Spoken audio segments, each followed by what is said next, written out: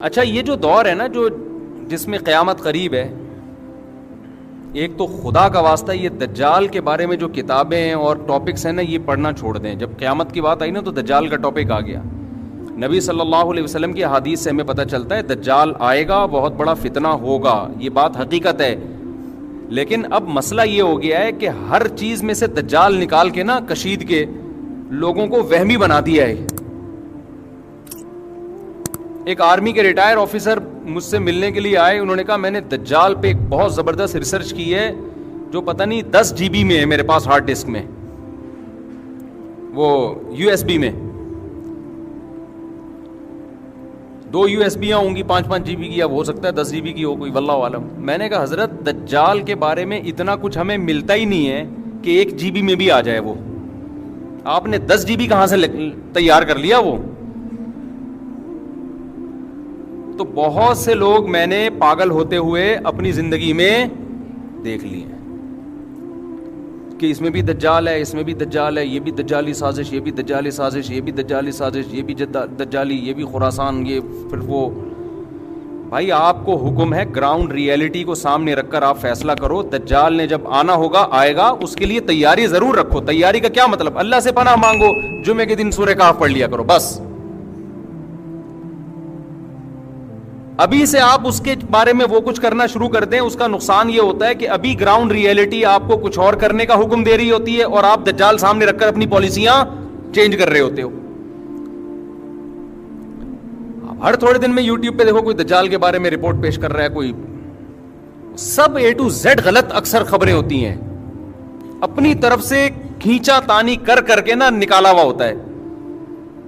جس چیز کو اسلام نے مبہم رکھا ہے آپ اس کو ڈیٹیل میں بیان نہیں کر سکتے. مبہم رکھا ہے، مبہم ہی رہنے دو اس کو. حضرت عیسیٰ علیہ السلام نے جب آنا ہوگا، ہمارا ایمان ہے آئیں گے، لیکن ہم نے ابھی جو فیصلے کرنے آج کے زمینی حقائق کو دیکھ کے کرنے ہیں. حضرت عیسیٰ کے نزول کو سامنے رکھ کے نہیں کرنے، وہ آج کے حساب سے کرنے ہیں، ورنہ آپ غلطی کر جاؤ گے. صاحب کہنے لگے میں جہاد کی تیاریاں کر رہا ہوں امام مہدی کے لیے، میں لشکر ابھی سے تیار کر رہا ہوں تاکہ امام مہدی کے ساتھ جا کے وہ مل جائے، ان کو ٹینشن نہ ہو لشکر تلاش کرنے میں. یہ نوجوانوں کی سوچ بتا رہا ہوں. میں نے کہا تو جہاد کرے گا کہاں؟ یہ اسلامی کنٹری ہے، یہاں کرے گا تو امام مہدی کے آنے سے پہلے جو تھوڑا بہت لشکر تیار ہونا تھا اس کا بھی بیڑا غرق ہو جائے گا. ملک میں تم کچھ کرو گے تو ملک اور کمزور ہوگا اور ملک دشمن قوتیں اس کو بھی کھا جائیں گی. کہہ رہے یہی تو پرابلم ہے مفتیوں میں، علماء میں، نہ خود کچھ کرتے ہیں نہ دوسروں کو کرنے دیتے ہیں. ہم آپ کو ایسا نہیں کرنے دیں گے جس سے جو تھوڑی بہت رہی صحیح اسلام کی رمق باقی ہے اس کا بھی ستیہ ناس ہو جائے. آپ کا جذبہ تھا 4 شادیوں کا، منگیتر کو پہلے بتا دیا میں 4 کروں گا، تو 1 ہوگی آپ کی؟ بولو نا، 1 بھی نہیں ہوگی. پھر گھر میں جو بھی رشتے والے آ رہے ہیں نا، آپ نے جلی حروف میں پہلے سے لکھوا دیا کہ چونکہ میں نے 4 کرنی ہے تو 4 کی تیاری میری پہلے سے ہے. یہ لو بھائی آئی ول ڈو 4 میرج، کچھ بھی انگلش میں فارسی میں پشتو میں لگا دیا آپ نے. اس کا نتیجہ نکلے گا 4 تو دور کی بات 1 بھی نہیں ہوگی. یہی ہو رہا ہے کہ اس طریقے سے ملک کے اندر اس طرح کی باتیں کرنا. خلیفہ کوئی ہر تھوڑے دن میں کوئی خلیفہ آیا ہوا ہوتا ہے مارکیٹ میں کہ اس کے ہاتھ پہ بیعت ہو کے ہم خلافت نافذ کریں گے. خلافت تو سوال ہی پیدا نہیں ہوتا اس طریقے سے نافذ ہو جائے. جو رہی صحیح ٹوٹی پھوٹی خلافتیں کچھ بچی ہوئی ہیں ان کی بھی ایسی کی تیسی ہو جائے گی. آپ دیکھو پہلے بنو امیہ کی حکومت کا خاتمہ ہوا،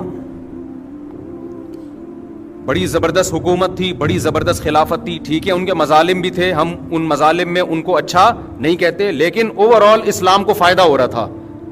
بنو امیہ کے دور میں بڑے بڑے محدثین پیدا ہوئے، بنو امیہ کے دور میں بڑے بڑے فقہا پیدا ہوئے، بنو امیہ کے دور میں بڑے بڑے مجاہدین پیدا ہوئے جنہوں نے سندھ فتح کیا، کابل فتح ہوا، لاکھوں مربع میل اسلام کی ایک ریاست قائم ہوئی.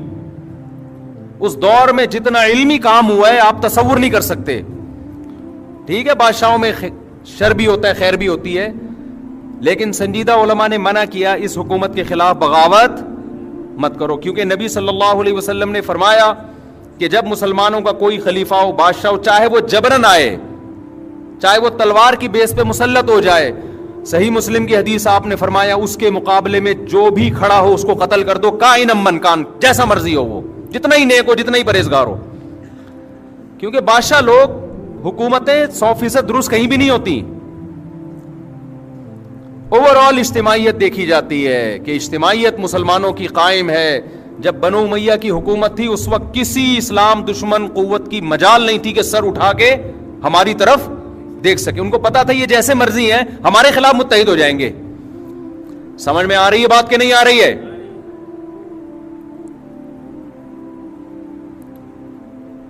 لیکن وہی ہوا کہ نہیں جی، اس نے یہ ظلم کیا، اس نے یہ ظلم کیا، بغاوت ہونی چاہیے. جب بغاوت ہوئی ہے، اور اس زمانے کے بہترین لوگوں نے بغاوت کی تھی، وہ بغاوت ناکام ہوئی، اور حجاج نے پھر جو قتل و غارت کا سلسلہ شروع کیا بغاوتوں کو کچلنے کے لیے، اس میں بڑے بڑے محدثین، صحابہ، تابعین شہید کر دیے گئے. حجاج نے غلط کیا، ہم حجاج کی حمایت نہیں کرتے، لیکن جنہوں نے حجاج کے خلاف مسلح بغاوت کی تھی ان کا بھی غلط ہونا ثابت ہو گیا کہ انہوں نے بغاوت کر کے اچھا بولو نہیں کیا، برداشت کرتے. اس میں اجتماعیت تھی. تو مسلمانوں کی جو فوجیں آگے بڑھتی چلی جا رہی تھیں، نہ ختم ہونے والا سلسلہ، وہ بالآخر کیا ہوا؟ رک گیا.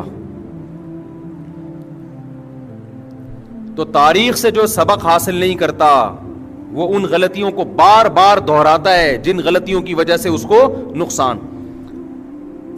پھر جب حجاج کے مظالم اور زیادہ بڑھ گئے کہ بغاوت کو اس نے کچلا، اس نے کہا نہیں، میں حاکم کبھی بھی بغاوت پہ کمپرومائز نہیں کرتا. اس کے بعد حجاج دنیا سے چلا گیا. پھر اس کے بعد جو نیا خلیفہ آیا، بغاوت دوبارہ ہوئی بنو عباس کی. لمبا سلسلہ تاریخ کا، میں تو خلاصہ آج یعنی ہمیں کیا سبق ملتا ہے اس کے حساب سے بتا رہا ہوں. بالآخر بنو عباس کی بغاوت کامیاب ہوئی، لیکن اس کامیاب ہونے کے بعد وہ برکتیں حاصل نہیں ہوئی جو وہ سمجھ رہے تھے. ان کا خیال تھا کہ ہم بنو امیہ میں جو خامیاں ہیں ان کی اصلاح کر لیں گے اور ان سے اچھی ریاست قائم کر کے دکھائیں گے. لیکن آگے معاملہ بہتر ہونے کے بجائے کیا ہو گیا؟ بدتر. مسلمانوں کی خلافت دو حصوں میں ڈیوائیڈ ہو گئی. یہ پہلی دفعہ اسلامی تاریخ میں ایسا ہوا کہ دو خلیفہ، اندلس میں الگ خلافت قائم ہوئی، یہاں الگ خلافت قائم ہوئی بغداد میں. اس کے بعد سے آج تک مسلمان کسی ایک خلیفے پہ جمع نہیں ہوئے، آج تک نہیں ہوئے. تو بنو عباس کی نیت بھی بڑی اچھی تھی کہ ہم ظالم حکمرانوں سے حکومت لیں گے اور اہل کو کے حوالے کریں گے. لیکن انہوں نے وہ کچھ کیا کہ وہ بنو امیہ سے بھی 4 ہاتھ آگے نکل گئے.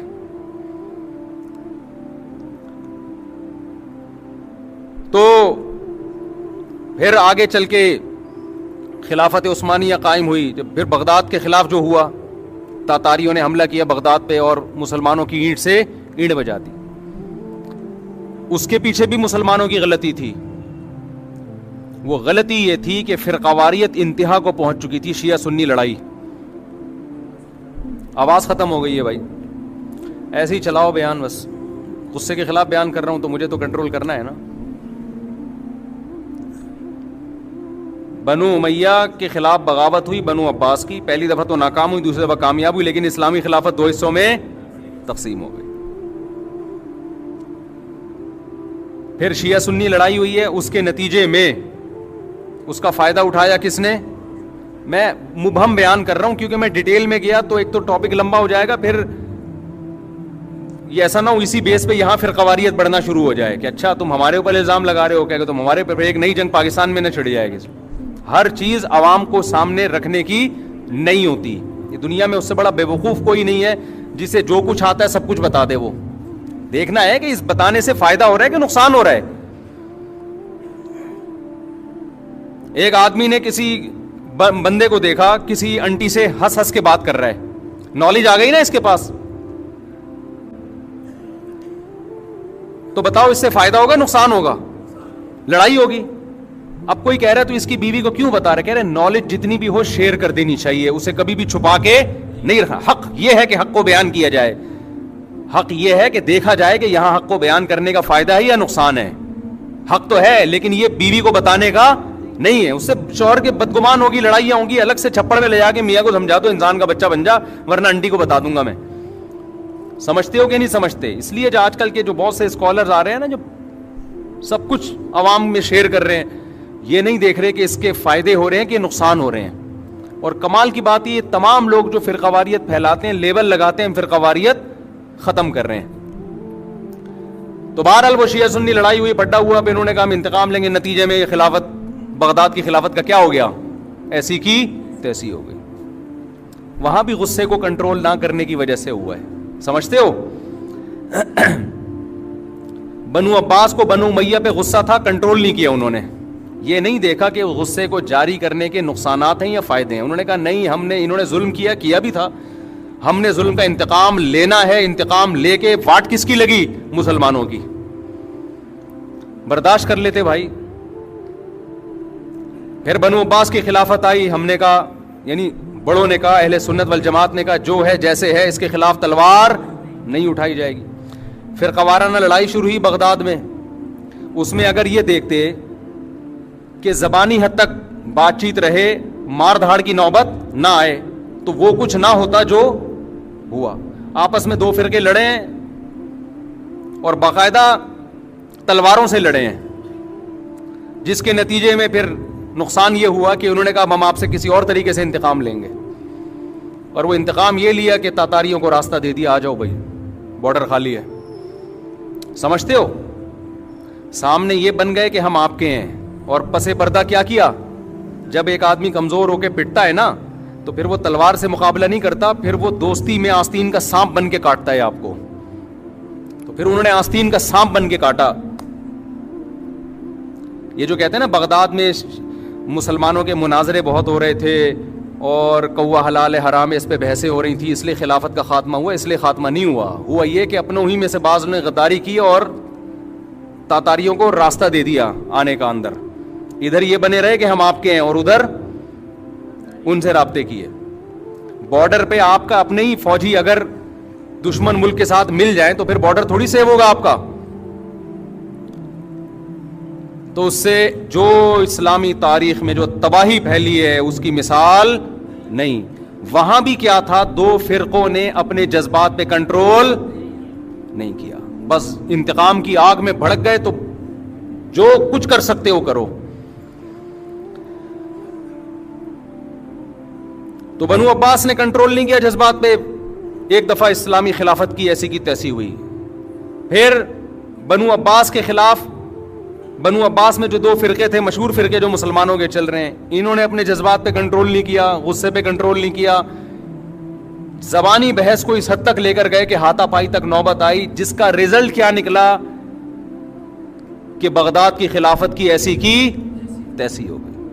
اس وقت ہمارے سائنسدان تھے, یورپ, ہم گورے ہم سے پڑھنے آیا کرتے تھے. 400 سال تک ہماری کتابیں یورپ کی یونیورسٹیوں میں پڑھائی گئی ہیں, ہماری سائنس کی کتابیں. تھوڑے عرصے کی بات نہیں ہے یہ, ان کے پاس تو کچھ تھا ہی نہیں. لیکن جب بغداد کی خلافت کا خاتمہ ہوا, جتنی یونیورسٹیاں, جتنے کالجز, جتنے اسکول, جتنی کتابیں, وہ ساری کی ساری دشمن نے دریاؤں میں بہا دی. مسلمانوں کے لیے اپنا وجود برقرار رکھنا مشکل ہو گیا. لیکن اسلام پھر زندہ ہوا. مسلمان تھوڑی تمیز سے بیٹھتا ہے, جوش ہے اس کے اندر, ایک غیرت ہے بھائی, دوبارہ بحال کرنا ہے. پھر اللہ نے خلافت عثمانیہ ہمیں دی. 500-600 سال تک زبردست ترکی میں مسلمانوں کی حکومت رہی ہے, خلافت رہی ہے. لیکن ہندوستان میں الگ تھی, ہندوستان میں الگ تھی اور وہاں الگ. لیکن ہندوستان میں جمعے کی نماز میں جو خطیب ہوا کرتا تھا وہ عثمانی خلیفہ کے لیے دعا کیا کرتا تھا. کیا مطلب؟ یہاں الگ حکومت, وہاں الگ خلافت, لیکن دونوں کا آپس میں لنک, کہ دشمن کے خلاف دونوں کیا ہیں؟ متحد ہیں. 40-45 کنٹریز تھے جہاں ترکی نے حکومت کی ہے. 40-45 ممالک. اس وقت اسرائیل کی یہ مجال نہیں تھی کہ وہ فلسطین سے مٹی شاپر میں ڈال کے لے جائے, زمین پہ قبضہ کرنا تو دور کی بات. اس نے خلیفہ سے کہا تھا, مجھے یہودیوں نے کہا تھا مسلمان خلیفہ سے کہ مجھے فلسطین میں جگہ چاہیے. اس نے کہا جگہ تو دور کی بات, مٹی شاپر میں ڈال کے لے جانے کی اجازت نہیں دوں گا یہاں سے. یہ بدماشی تھی مسلمانوں کی. یہ روس امریکہ تو کچھ بھی نہیں ہے, جو گریٹ امپائر جو اسیمین گزرے ہیں اس کی بھی واٹ لگی. وہ کیسے لگی؟ عربوں کو بغاوت پہ اکسایا گیا کہ ایک عجمی حرم پہ حکومت کیسے کر رہا ہے بھائی, یہ ترک تو بعد میں مسلمان ہوئے, تم تو سچی مچی کے مسلمان ہو. اگر مجھے غصے کے خلاف بیان نہ کر رہا ہوتا نا, ابھی مجھے بہت غصہ آ رہا ہوتا, میں مجبور ہوں. اصل میں وہی کام سارے آج بھی ہو رہے ہیں. مسلمان ہمیشہ مار کھاتا ہے جذباتی فیصلوں کی بیس پہ. سیاست میں بھی جذباتی فیصلے, ہر جگہ جذباتی فیصلے, کوئی تحقیق نہیں ہے. کوئی اٹھا کے کسی پہ الزام لگاتے, بس چینل دیکھا, ARY کیا کہہ رہا ہے, جیو کیا کہہ رہا ہے, سما کیا کہہ رہا ہے, ایک دم گالیاں بھی دینا شروع کر دیتے ہیں مخالف پر, اور وہ چیزیں پھیلانا بھی شروع کر دیتے ہیں. کوئی نہیں, کوئی تمیز سے بیٹھ کے کوئی تجزیہ کرے. کوئی خاموش رہنا تو جانتے ہی نہیں ہے نا. اگر آپ کو نہیں پتا تو آپ بولتے مجھے نہیں پتا. یہ نہیں ہے ہمارے یہاں. مجھ سے کوئی پوچھ رہا ہے اس کو کس نے مارا, میں کہہ رہا ہوں اللہ کی قسم مجھے نہیں پتا کس نے مارا, میرے پاس کوئی درائے نہیں ہے. لیکن تجزیہ کرنا ہر آدمی کی ذمہ داری ہے. مجھے نہیں بھی پتا, میں ٹی وی دیکھ کے بتاؤں گا اس نے مارا ہے. اس سے ملک میں انارکی پھیلتی ہے, معصوم لوگوں پہ الزامات لگتے ہیں. ایک دم غیرت میں آنا, ایک دم جذبات میں آنا, الزامات لگانا, تو ان چیزوں کا بڑا نقصان ہے. گھر بھی میں آ رہا ہوں, گھر کی طرف پہلے ریاستوں کی سے فارغ ہو جاؤں نا, پھر گھروں کے حالات کے پہ تبصرہ پیش کروں گا انشاءاللہ. تو خلافت عثمانیہ کے خلاف کس کو اکسایا گیا؟ عربوں کو, کہ تم عرب ہو, قرآن تمہاری زبان میں ہے, یہ ترکی عجمی لوگ یہ تم پہ حکومت کر رہے ہیں. حالانکہ پیغمبر کی حدیث کیا ہے؟ مسلمانوں کا جب کوئی امیر ہو, جہاں جس علاقے میں اس کی امارت ہے, اس کے خلاف کسی بھی بیس پہ آپ کو تلوار اٹھانے کی اجازت نہیں. عربوں کو بغاوت پہ اکسانے پہ انگریز کامیاب ہو گیا. نتیجہ کیا نکلا؟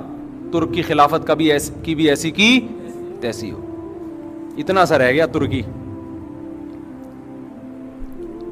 اور کتنے سارے ملکوں میں تقسیم کر دیا. صرف ایک عرب کے کتنے ممالک ہیں؟ ارض حجاز میں اتنی ریاستیں ہیں. دبئی کے شیخ الگ ہو گئے, عمان کے مسقط کے شیخ صاحب الگ ہو گئے, سوڈان کے الگ ہو گئے, مصر کے الگ. مصر تو خیر حجاز میں نہیں آتا, لیکن جتنے عرب کنٹریز ہیں سب کا الگ الگ بادشاہ. اب جب الگ الگ ہو گئے تو طاقت کیا ہو گئی؟ ختم. اب ظاہر ہے امریکہ کی پالیسیاں آپ کو ماننی پڑیں گی. نہیں مانتے تو وہ آپ کوئی متحد تو ہے نہیں کہ ایک بلاک ہو آپ کا.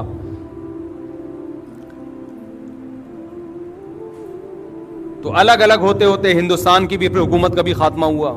وہ بھی مسلمانوں کی غلطی تھی. انگریز آئے اور جو کچھ انہوں نے کیا وہ تاریخ لمبی کہانی ہے. بالآخر ہندوستان میں جو ہماری 1000 سال سے مسلمانوں کی حکومت تھی, جس میں برما, بنگلہ دیش اور پاکستان پورا, کتنا اسٹرانگ کنٹری ہوتا آج, یہ آپ اندازہ لگاؤ. اس کی بھی ایسی کی تیسی ہو. لیکن ایک ملک ہمیں مل گیا پاکستان کی صورت میں. اب آپ خلافت کا نام لے کے اس کی بھی ایسی کی تیسی کر دو کہ عیسیٰ علیہ السلام آئیں گے, وہ مجھے دیکھ کے بہت خوش ہوں گے کہ یہ پہلے سے ہی کھڑا ہوا ہے جہاد کے لیے, تو چل تو بھی میری فوج میں شامل ہو جا. ایسا نہ ہو عیسیٰ علیہ السلام آ کے پہلے تیری ٹھکائی لگائیں کہ ایک ملک تھا کم بخت, وہ اس کو بھی تو نے کسی قابل نہیں چھوڑا خلافت کے نام پہ. کیونکہ یونیورسٹیوں میں, کالجز میں اس طرح کی تحریکیں نا ہر تھوڑے دن, آپ خلافت کے لیے کیا کر رہے ہو؟ لوگ آئیں گے ہم سے پوچھتے ہیں آپ خلافت کے لیے کیا کر رہے ہو؟ آپ تو 4 شادیوں کی باتیں کرتے ہو, خلافت کے لیے کیا کر رہے ہو؟ میں نے کہا خدا کا واسطہ یہ جو ملک ہے نا اس کو بچاؤ, اور آئینی اور قانونی طریقے سے اس میں پورا زور لگا دو تبدیلی کے لیے. ہمارے سیاسی لوگ ہمارے دھرنوں کو غلط رخ پہ لے کے جا رہے ہیں. جن چیزوں پہ دھرنے ہونے چاہیے ان چیزوں پہ نہیں ہو رہے. سمجھتے ہو؟ آپ کے اندر جو قوت اور طاقت ہے نا, آپ کے لیڈر اس کو غلط جگہ استعمال کروا رہے ہیں. دیکھو, آپ کے گھر میں چاول کی بوری آنی تھی دکان سے اٹھا کے نا, آپ کو چاول لے کر آنے تھے گھر میں بوری اٹھا کے, کوئی لانے والا نہیں ہے تو اب آپ نہیں اٹھانی ہے نا, چاول پکیں گے گھر میں, آٹا پکے گا, سامان لینا تھا آپ نے. ایک بندے نے کیا کیا, اپنے گھر کا سارا سامان آپ سے رکھوا دیا. اب آپ کے بازو میں اتنی طاقت ہی نہیں ہے کہ اپنی بوری اٹھا کے گھر لے آؤ آپ, تو آپ کی جتنی انرجی تھی وہ دوسرے کے کام میں خرچ ہو گئی. تو ہمارے سیاسی لیڈر ہماری ساری طاقتیں اور قوتیں اپنے آپ کو پروموٹ کرنے میں استعمال کر لیتے ہیں, جس کی وجہ سے ہمارے حقوق کا الحمدللہ پہلے بھی بیڑا غرق تھا, اب بھی ہے, اور قیامت تک بھی ہمیں کوئی امید نہیں ہے کہ ہمیں ہمارے حقوق ملیں گے. کراچی کے گٹر کے ڈھکن غائب تھے, غائب ہیں, غائب رہیں گے. کراچی میں ٹارگٹ کلنگ پہلے بھی تھی, آج بھی ہے, قیامت تک رہے گی. کراچی میں کچرا کنڈی تھا, ہے اور قیامت تک رہے گا. کراچی میں موبائل اسنیچنگ تھی, ہے اور قیامت تک رہے گی, کیونکہ کراچی کے لوگوں کو دھرنے دینے تو کسی اور کے لیے دینے, اپنے لیے الحمدللہ دھرنے دینے کا ان کا کوئی پروگرام الحمدللہ ہے ہی نہیں. تو اللہ کا بڑا فضل ہے, کراچی والوں کی استقامت کو 20 دفعہ سلام ہے یار. روز مر رہے ہیں گلی میں, کوئی اس کا شوہر مر گیا, وہ جوان میاں مر گیا, وہ جوان بیٹا مر گیا. تھوڑی سی غیرت ہوتی ہے نا انسان میں, تھوڑی سی غیرت ہوتی ہے کہ یار چلو کوئی روڈ بلاک کرو یار, کوئی تاکہ موبائل اسنیچنگ تو رکے نا. فلاں کا بندہ مر گیا, اس کی لاش لے کے بیٹھ جاؤ یار روڈ پہ, حکومت سے مطالبہ, الحمدللہ کچھ بھی نہیں. بچپن سے دیکھ رہے ہیں, یہ آج کی بات نہیں ہے, بچپن سے دیکھ رہے ہیں. نہ سیاسی سطح پہ کوئی شعور پیدا ہوگا کہ ووٹ کس کو دینا ہے کس کو نہیں دینا, سیاسی سطح پہ بھی نہیں. کوئی قوم پرستی کے نام پہ ہم سے ووٹ لے کے ہماری واٹ لگاتا رہے, قوم پرستی کے نام سے ہم سے ووٹ لیے گئے اور ہماری ہی دکانوں کو بولو لوٹا گیا. اور آج بھی وہی قائد ہے. قائد کبھی بھی چینج نہیں ہوگا, چاہے زمین آسمان ادھر سے ادھر ہو جائے, الحمدللہ قائد وہی ہے. قائد ہو تو ایسا ہو. تو اس لیے اب ہمیں غم بھی نہیں ہوتا. اب ہمیں الحمدللہ خدا نے آج تک اس قوم کی حالت نہیں بدلی, نہ ہو آپ جس کو اپنی حالت کے, نہ ہو خیال جس کو اپنی حالت کے بدلنے کا. خدا نے آج تک اس مرد کی بیوی نہیں بدلی, نہ ہو جس کو خیال آپ اپنی بیوی کے بدلنے کا.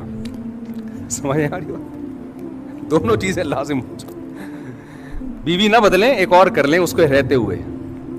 تو یہ کسی نے چینج کیا ہے نا بھائی, ویڈیو نہیں بنائیں, ٹھیک ہے نا, قائد کی باتیں ہو رہی ہیں, ویڈیو نہیں بنائیں کائنڈلی.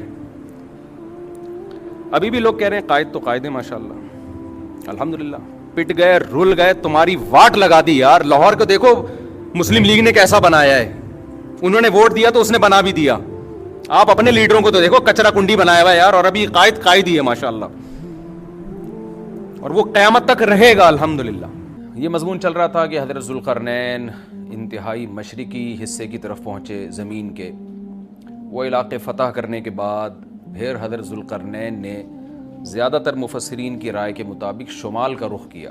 قرآن میں نہیں ہے کہ نارتھ کی طرف گئے یا ساؤتھ کی طرف گئے, لیکن کچھ چیزیں بدی ہی ہوتی ہیں.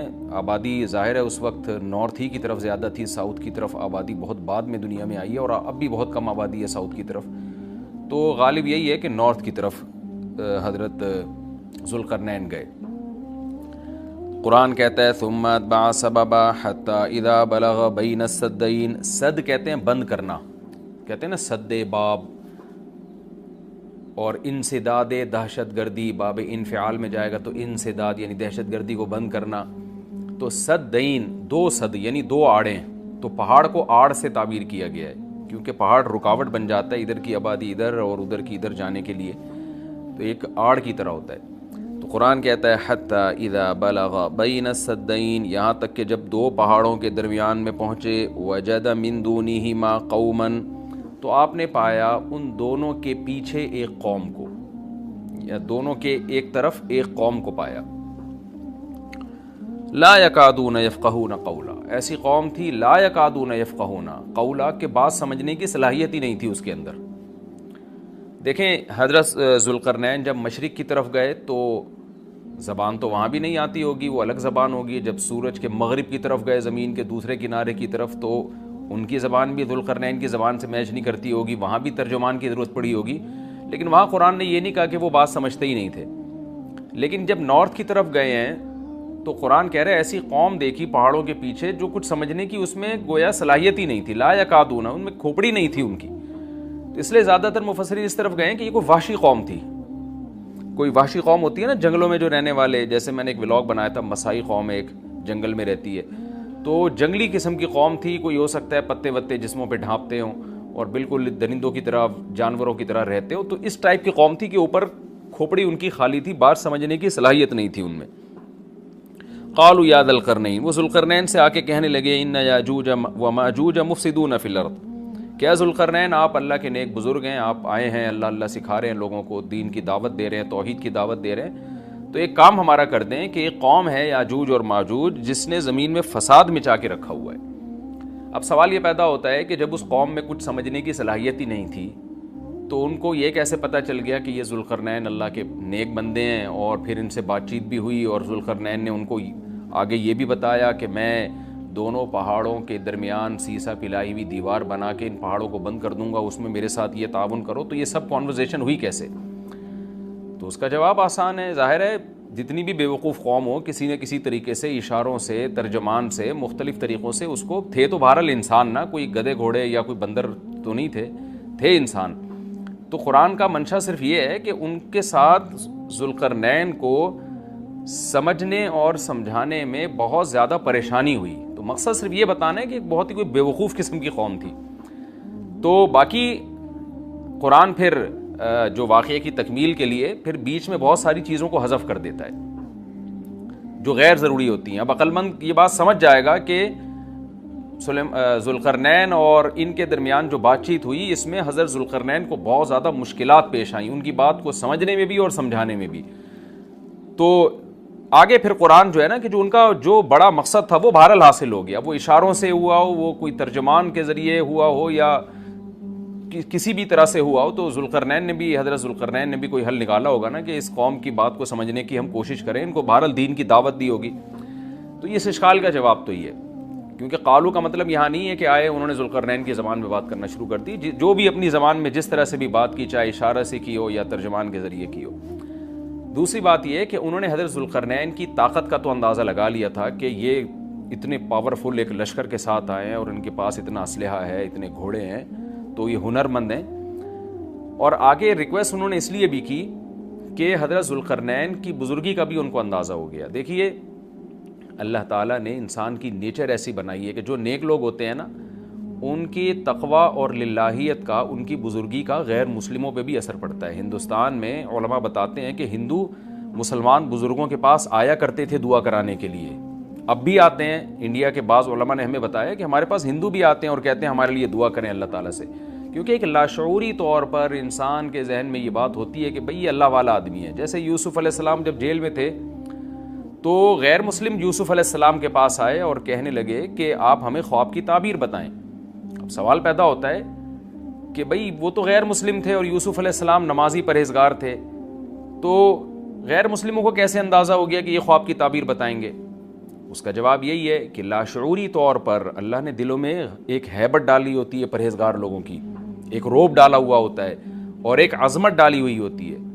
تو یوسف علیہ السلام کے پاس آنے والے لوگوں کو یہ بات معلوم تھی کہ یہ عظیم انسان ہے اور یہ ان کو اللہ تعالیٰ وہ باتیں بتا دے گا جو ہمیں نہیں بتاتا, اللہ ان کو خواب کی تعبیر سمجھا دے گا, ہم نہیں سمجھ سکتے. تو یہ ایک لاشعور میں انسان کے ہوتی ہے یہ بات. اور بھی اس پہ بہت ساری مثالیں ہیں, لیکن میں پھر وہ ہمارا یہ لیکچر جس کو ہم فوکس کر رہے ہیں وہ رہ جائے گا. تو ذوالقرنین کے ساتھ بھی یہی ہوا کہ وہ قوم جنگلی وحشی قسم کی تھی, لیکن ان کو طاقت کا بھی اندازہ ہو گیا اور بزرگی کا بھی اندازہ ہو گیا.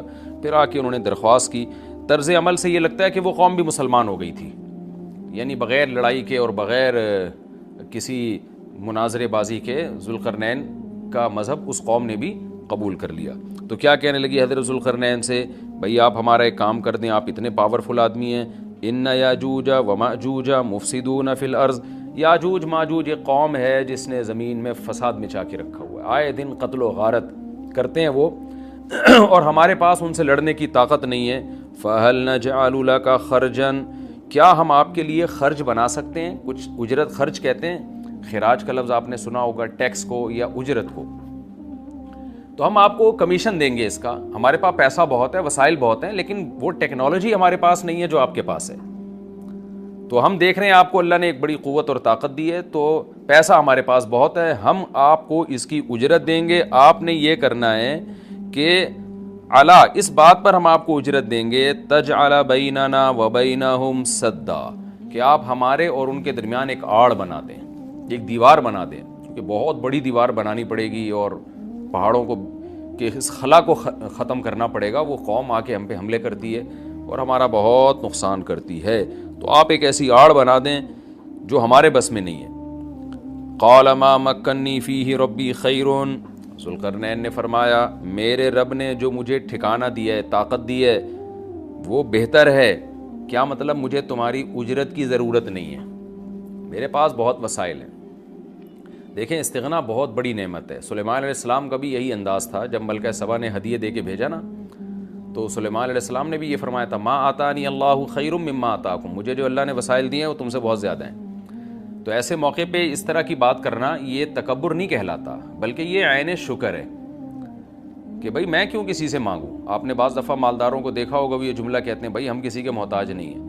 تو اس جملے میں اگر اللہ کے شکر کی نیت ہے تو یہ اچھا جملہ ہے، اور اگر نیت ہے دوسرے کو نیچا دکھانا پھر یہ تکبر ہے. تو بعض وہمی لوگ کیا کرتے ہیں، کوئی بھی اس طرح کا جملہ زبان سے نکال دے تو فوراً اس پہ تکبر کا فتویٰ ٹھوک دیتے ہیں. یہ ٹھیک نہیں ہے. تو اس طرح کے جملے پیغمبروں سے بھی ثابت ہیں تو اور اہل اللہ سے بھی ثابت ہیں. حضرت ذوالقرنین نے فرمایا بھائی پیسوں کی مجھے ضرورت نہیں ہے، ما مکنی فیہ ربی، میرے رب نے جو مجھے وسائل دیے ہیں خیر، وہ بہت بہتر ہے. تم کیا دو گے مجھے، کتنے پیسے دے دو گے؟ ہاں مجھے افرادی قوت کی ضرورت ہے، کیونکہ اتنے بھاری بھرکم پتھر اٹھا کے پہاڑوں پہ لے کے جانا، لوہے کی پلیٹیں لے کے جانا، اس کے لیے افراد چاہیے، مزدور چاہیے، لیبر چاہیے. فَأَعِینُونِی بِقُوَّةٍ، تم مجھے میری مدد کرو قوت کے ساتھ. قوت چاہیے مجھے، پاور چاہیے، افرادی قوت چاہیے. یہاں قوت سے مراد ہے وسائل چاہیے، لیبر چاہیے، مزدور چاہیے. تو اجعل بینکم وبینہم ردما، میں تمہارے اور ان کے درمیان آڑ بنا دوں گا، دیوار بنا دوں گا. آتونی زبر الحدید، وہ قوت یہ چاہیے کہ دو تم مجھے لوہے کی پلیٹیں، یعنی اوپر چڑھانے میں میری مدد کرو ان کی. تو وہ افراد چاہیے ہمیں بہت بڑی تعداد میں جو لوہے کی پلیٹوں کو لے کے پہاڑوں کے اوپر چڑھیں، اور کوئی بھی اس وقت جو بھی طریقہ انہوں نے اختیار کیا ہوگا ان پلیٹوں کو ہم دونوں پہاڑوں کے بیچ میں رکھیں گے. حتی اذا ساوا بین الصدفین، یہاں تک کہ جب دونوں کنار، صدف کہتے ہیں پہاڑ کے کنارہ، دونوں کناروں کے درمیان ان لوہے کی پلیٹوں کو. اچھا یہاں بھی اندماج ہے، صنعت اندماج کا مطلب بہت سے واقعات قرآن بیچ میں حذف کر رہا ہے. تو ایسا ہی نہیں ہے کہ بنی بنائی پلیٹیں، انہوں نے کوئی اسٹیل مل تھی اور وہ پلیٹیں پہلے سے تیار رکھی ہوئی تھیں. ظاہر ہے ذوالقرنین نے کیا کیا، لوہا جمع کیا پہلے. حضرت ذوالقرنین نے کس قدر محنت لگی ہوگی، پہاڑوں کے درمیان بہت زیادہ لوہا چاہیے.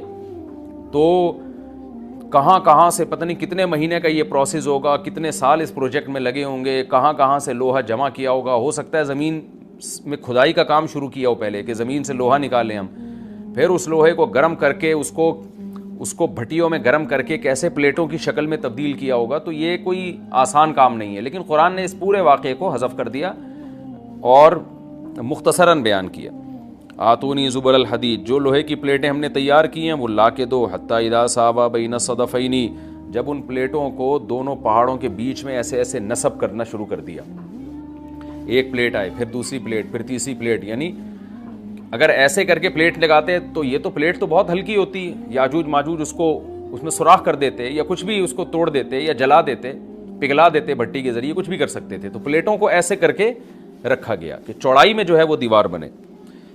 قال انفخوا، تو ذوالقرنین نے کہا اب ان میں آگ بھڑکاؤ. انفخوا کا مطلب پھونک مارنا ہے، لیکن یہاں پھونک سے بھٹی کی جو گرم کرنے کے لیے جو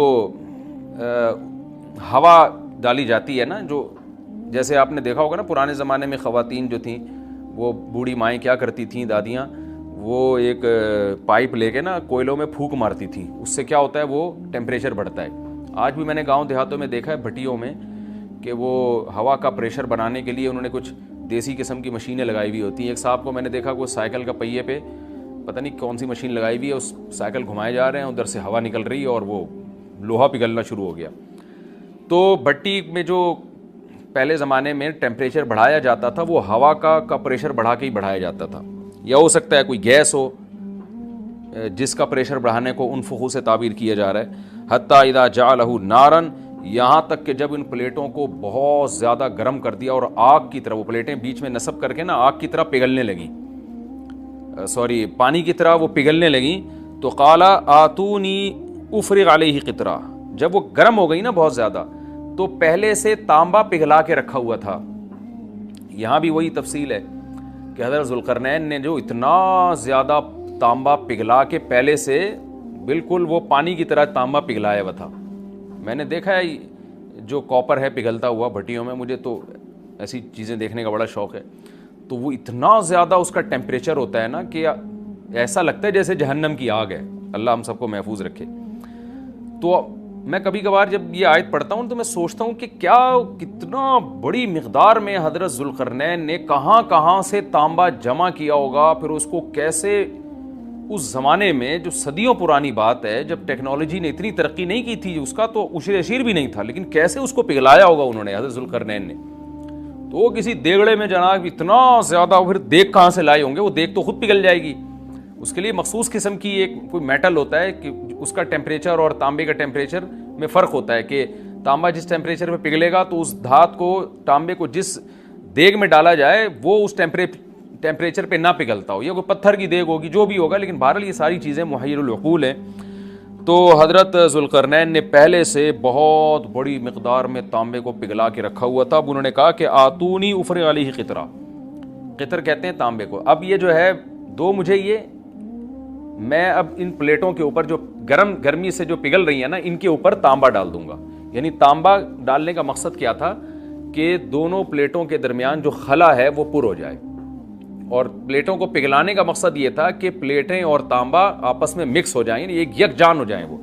کیونکہ جب ایک چیز گرم کر کے دوسری گرم چیز کے ساتھ ملائی جاتی ہے نا تو وہ اس کے اجزاء ایک دوسرے میں داخل ہو جاتے ہیں اور وہ بالکل یکجان ہو جاتا ہے.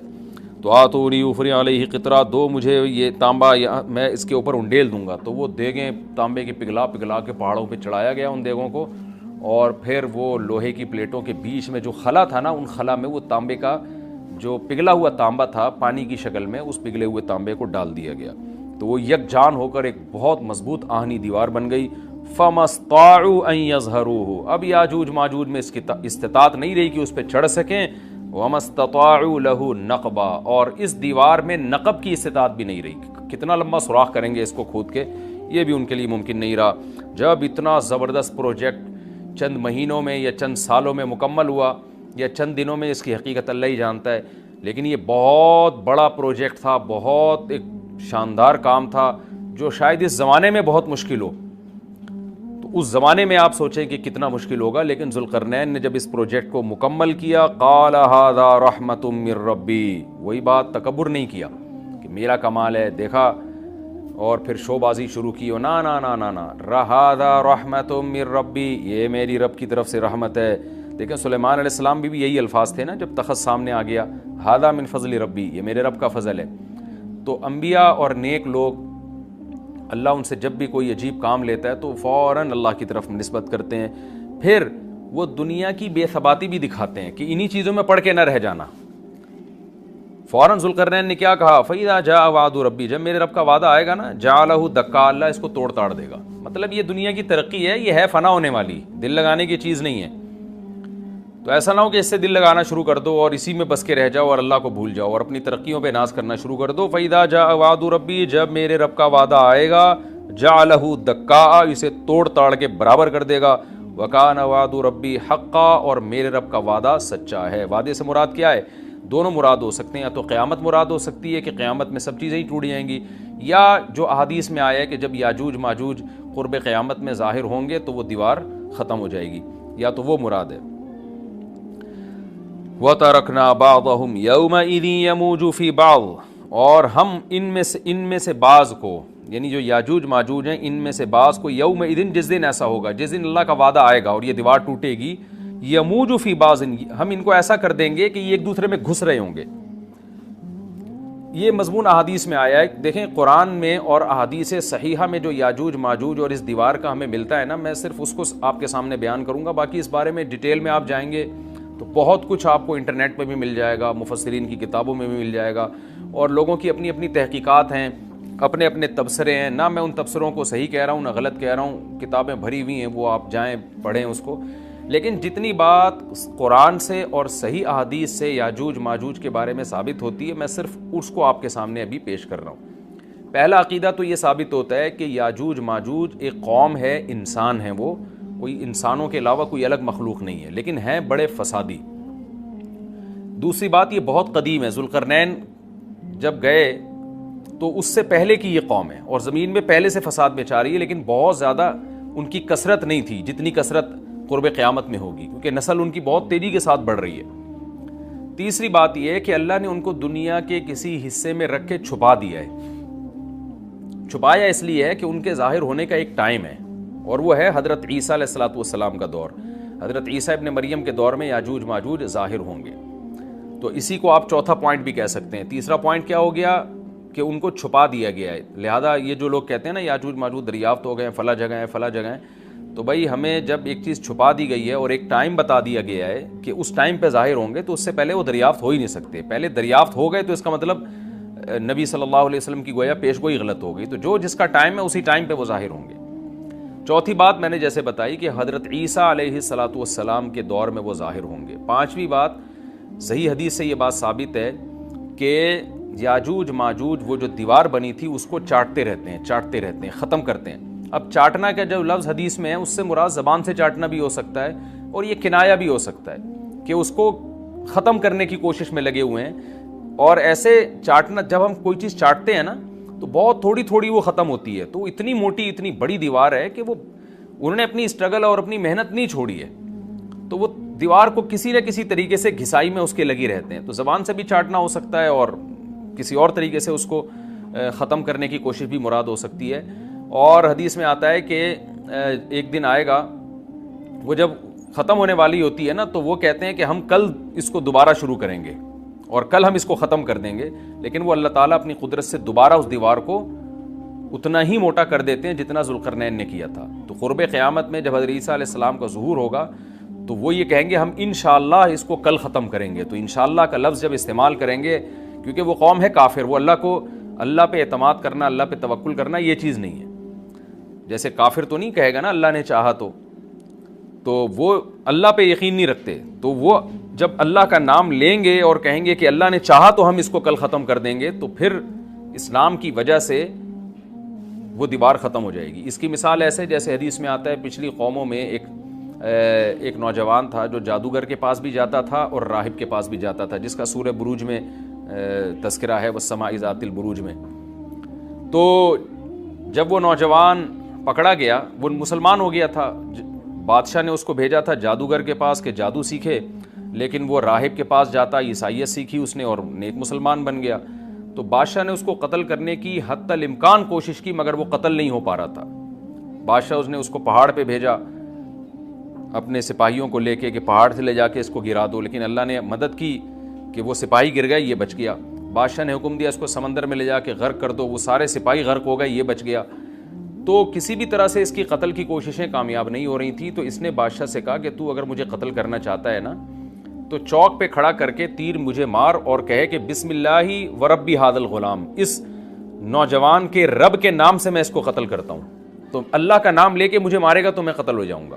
نوجوان یہ قربانی اس لیے دے رہا تھا کہ بادشاہ جب پوری پبلک کے سامنے اللہ کا نام لے گا تو لوگوں کو یقین آ جائے گا کہ بھئی اللہ کا نام لینے سے تو کام ہو گیا، اور اللہ کا نام لیے بغیر کام نہیں ہو رہا تھا. تو جو بادشاہ اللہ کو مانتا نہیں تھا آج اس کو بھی اللہ کا نام لینا پڑا ہے.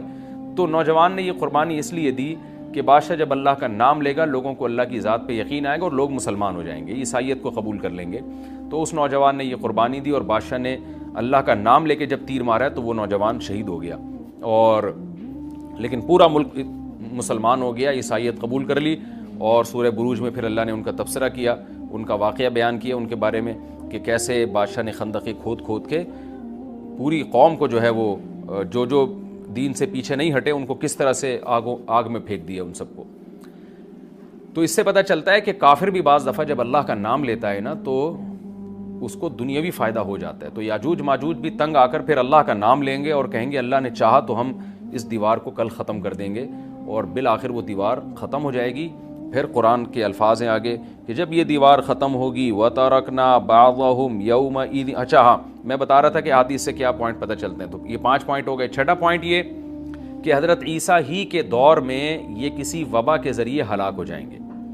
حضرت عیسیٰ علیہ الصلوۃ والسلام یہ اتنے زیادہ ہوں گے کہ ان سے لڑنا ممکن نہیں ہوگا, جیسے کہ قرآن میں بھی آ رہا ہے وَتَرَكْنَا بَعْضَهُمْ يَوْمَئِذٍ يَمُوجُ فِي بَعْضٍ. ہم ان میں سے بعض کو بعض کے اندر گھسا دیں گے, اتنی کثرت سے ایک دوسرے میں, نہیں اب آبادی کی کثرت بہت ہوگی ان کی, گھسے ہوئے ہوں گے ایک دوسرے میں, یہ جیسے چیونٹی اور مکوڑے ہوتے ہیں, تو ان سے لڑنا ممکن نہیں ہوگا. تو حضرت عیسیٰ علیہ الصلوۃ والسلام لوگوں کو لے کے کوہ طور پہ چلے جائیں گے, اور باقی مسلمان وہ اپنے اپنے گھروں کے اندر بند ہو جائیں گے, اور پھر اللہ کی طرف سے ایک وبا آئے گی, اور اس وبا میں یہ سارے کے سارے ہلاک ہو جائیں گے. اور پھر جب ہلاک ہو جائیں گے تو اتنی زیادہ ان کی لاشیں زمین پہ ہوں گی, اتنی زیادہ کہ انسانی آبادی ان کی لاشوں سے متعفن ہونا اور بیمار ہونا شروع ہو جائے گی. ان کی لاشوں سے بدبو اٹھے گی, اور ظاہر ہے انسان ہوں گے یہ, تو اس کی وجہ سے جو زمین کا ماحول خراب ہوگا. پھر حضرت عیسیٰ علیہ الصلوۃ والسلام اللہ سے دعا مانگیں گے کہ اللہ تعالیٰ ان کو کسی طرح ٹھکانے لگائے, کوئی انتظام کرے. تو پھر حدیث میں آتا ہے بارشیں ہوں گی اور سیلاب آئیں گے, اور ان کی لاشیں بہہ بہہ کے پانیوں میں جا کے, سمندروں میں جا کے ختم ہو جائیں گی. اللہ تعالیٰ ان کو اس طرح سے ٹھکانے لگائے گا. تو یہ یہاں تک جتنے بھی مضامین ہیں یہ صحیح احادیث سے ثابت ہیں. تو قرآن کہتا ہے وَتَرَكْنَا بَعْضَهُمْ يَوْمَئِذٍ يَمُوجُ فِي بَعْضٍ. ہم ان میں سے بعض کو بعض میں چھوڑ دیں گے, بہت کثرت ہوگی. وَنُفِخَ فِي الصُّورِ. اور پھر سور پھونکا جائے گا. قرآن میں تو یہ کہ سور پھونکا جائے گا, ایسے لگ رہا ہے جیسے فوراً پھونکا جائے گا, مگر احادیث میں تفسیر ہے کہ فوراً نہیں پھونکا جائے گا. یاجوج ماجوج قیامت کی نشانیوں میں سے ایک بہت بڑی نشانی ہوگی, یعنی یہ اس بات کی علامت ہوگی کہ اب قیامت بہت قریب ہے. تو حضرت عیسیٰ ابن مریم علیہ السلام جب نازل ہوں گے, میں تھوڑی سی ترتیب بیان کر دیتا ہوں کہ جو کیونکہ بات یاجوج ماجوج کی چل رہی ہے تو اس سے منسلک جو واقعات ہیں جو اس دور میں ہوں گے وہ بھی میں اسی لیکچر کے ضمن میں بیان کر دیتا ہوں. ہمیں صحیح حدیث سے یہ پتہ چلتا ہے کہ قرب قیامت میں جب مسلمان بہت قسمہ پرسی میں ہوں گے تو خراسان سے لشکر اٹھے گا. خراسان یہ افغانستان اور ایران کا حصہ, اس علاقے کو نبی صلی اللہ علیہ وسلم کے دور میں خراسان کہا جاتا ہے, جس میں قندھار بھی آتا ہے, ایران کا بھی حصہ آتا ہے اس میں. تو یہاں سے لشکر اٹھے گا, مجاہدین لڑیں گے بہت بڑی تعداد میں, دنیا میں جہاد ہوگا کیونکہ مسلمان ظلم کی چکی میں پس کے تنگ آ چکے ہوں گے, اور لڑتے لڑتے حدیث میں آتا ہے اتنی بڑی بڑی لڑائیاں ہوں گی کہ 1/3 مسلمان شہید ہو جائیں گے اس میں, 1/3 مجاہدین جو لڑنے والے ہوں گے, اور 1/3 جو ہوں گے وہ میدان جنگ سے بھاگ جائیں گے, اور 1/3 کو اللہ فتح عطا فرمائے گا. تو جو 1/3 میدان جنگ سے بھاگ جائیں گے, نبی صلی اللہ علیہ وسلم نے فرمایا ان کی توبہ کبھی قبول نہیں ہوگی.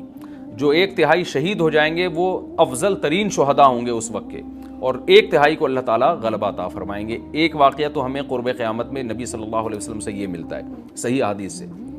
دوسرا ہمیں یہ ملتا ہے کہ قرب قیامت ہی میں مسلمان قسمہ پرسی کا شکار ہوں گے تو تلاش کریں گے حضرت مہدی کو, کیونکہ حضرت مہدی وہ شخصیت ہیں جن پہ تمام نیک لوگ جمع ہو جائیں گے اور وہ مسلمانوں کی میدان جنگ میں کمانڈ کریں گے, جہاد میں کمانڈ کریں گے. تو ان کو بیت اللہ میں تلاش کیا جائے گا. وہ رسول اللہ صلی اللہ علیہ وسلم کی اولاد میں ہوں گے, اور لوگ ان کو پہچان لیں گے, اہل اللہ پہچان کر ان کو اپنا امیر بنائیں گے, اور ان کی قیادت میں پھر لڑائی اور جہاد شروع ہوگا. اور یہ لڑائی جب دمشق میں لڑائی ہو رہی ہوگی تو دمشق میں عصر کی نماز کے وقت حضرت مہدی, میں نے جو یہ کہا کہ دمشق میں لڑائی ہو رہی ہوگی, مقصد یہ نہیں ہے کہ دمشق کوئی میدان جنگ بنا ہوا ہوگا, مقصد یہ ہے کہ وہ مجاہدین کا لشکر دمشق میں ہوگا عصر کی نماز کے وقت. لڑائی چاہے کسی اور میدان میں ہو رہی ہو, لیکن حدیث میں ہمیں دمشق کا تذکرہ ملتا ہے. تو دمشق میں حضرت شام کا تذکرہ ملتا ہے, اور جو قرائن ہمیں ملتے ہیں وہ دمشق کی ایک خاص مسجد ہے. وہ مسجد حضرت مفتی تقی عثمانی صاحب اور مفتی رفیع عثمانی صاحب نے اس کو ہائی لائٹ بھی کیا, لیکن وہ یقینی نہیں ہے, یہ خوب سمجھے, انہوں نے اس کا بھی تبصرہ کیا کہ اس کے بارے میں کوئی یقین نہیں ہے. تو حضرت مہدی عصر کی نماز پڑھا رہے ہوں گے, لوگ امامت میں آپ کے پیچھے کھڑے ہوں گے, یہاں تک کہ مسجد کے مینار پر, آج بھی وہ مینار موجود ہے جس کے بارے میں غالب گمان ہے کہ یہ وہ مینار ہے جہاں حضرت عیسیٰ علیہ السلام نازل ہوں گے. غالب گمان کے درجے میں کہا جا سکتا ہے, ورنہ پھر اسی کے اڑوس پڑوس میں کوئی مسجد ہوگی. میرا اگر شام جانا ہوا تو انشاءاللہ میں ارادہ ہے کہ میں ولاگ میں اس مسجد کا بھی تذکرہ کروں گا, اس جگہ کا بھی تذکرہ کروں گا, لیکن میں پہلے یہ بات بتا دوں کہ وہ 100% یقینی نہیں ہے. ایسا نہ ہو کہ اس مسجد کے مینار پہ چڑھ کے لوگ جو ہے وہ اس کے کوئی مینار کو ہی چاٹنا شروع کر دیں تبرک کے طور پہ. تو عصر کی نماز کا ٹائم ہوگا. حضرت عیسیٰ ابن مریم علیہ الصلاۃ والسلام فرشتوں کے کندھوں پہ ہاتھ رکھ کے نیچے اتریں گے نماز کے ٹائم پہ, یعنی آسمان سے مینار تک آئیں گے, اور پھر مینار سے آپ کے لیے سیڑھیاں لگائی جائیں گی